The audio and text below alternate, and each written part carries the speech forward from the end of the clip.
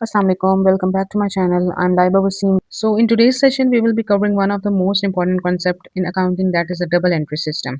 अगर तो आप स्टूडेंट हैं या फिर अपना करियर ऑप्ट करना चाह रहे हैं बीबीए में, ICom, BCom, accounting and finance, CA, ACC या आईसीएम या किसी भी टाइप की सर्टिफिकेट जो अकाउंटिंग या फाइनेंस से रिलेटेड है, तो ये वीडियो आपके लिए है। अच्छा, डबल एंट्री सिस्टम में काफ़ी स्टूडेंट्स जो हैं कन्फ्यूज़ होते हैं और स्टार्ट में ही इसको इग्नोर कर देते हैं। फिर जैसे-जैसे सेमेस्टर्स आगे बढ़ते रहते हैं, then they end up memorizing their journal entries, जो कि बहुत गलत है क्योंकि जर्नल एंट्रीज़ मेन कॉन्सेप्ट है, मेन अकाउंटिंग का पार्ट है, जो को अंडरस्टैंड करना with logic is very important. तो इंशाल्लाह I will explain the double entry system from A to Z. मैं आप लोगों को प्रैक्टिस क्वेश्चंस की प्रैक्टिस करवाऊँगी, हम ब्रेक डाउन करेंगे ईच कॉन्सेप्ट को स्टेप बाय स्टेप इंशाल्लाह, और मैं आप लोगों को सिखाऊँगी कि कैसे आइडेंटिफ़ाई करना है, क्लासिफ़ाई करना है each type of account with confidence. तो लेट्स गेट स्टार्टेड नाउ। अगर मैं आप लोगों से कहूँ कि आप लोग सोचें कि 50,000 देकर आपने अगर मोबाइल परचेज़ किया है, तो क्या सिर्फ़ आप लोगों के पैसे गए हैं? नो, आप लोगों का कैश कम हुआ है, पैसे भी गए हैं, लेकिन एक चीज़ आई है, आप लोगों ने मोबाइल परचेज़ कर लिया। एक तरफ आपका कैश कम हुआ और दूसरी तरफ आपके पास मोबाइल आ गया। यानी एक ही चीज़ गई और एक ही चीज़ आ गई, ठीक है? अकाउंटिंग भी हमारी इसी तरह से काम करती है, यानी एक चीज़ गई और एक चीज़ मिल गई।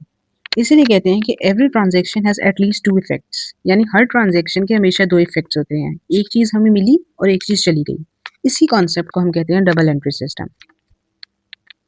Now if I am gonna tell you in simple words, तो डबल एंट्री सिस्टम वो अकाउंटिंग सिस्टम है जिसमें हर फाइनेंशियल ट्रांज़ैक्शन कम से कम 2 अकाउंट्स को इफ़ेक्ट करती है।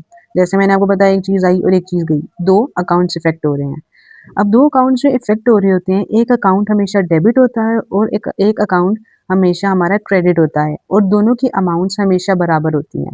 मोबाइल परचेज़ किया 50,000 का, कैश भी गया 50,000 का। एक चीज़ डेबिट होगी, एक चीज़ क्रेडिट। अभी मैं आप लोगों को बहुत डीपली नहीं बता रही कि क्या क्रेडिट, क्या डेबिट हो रहा है।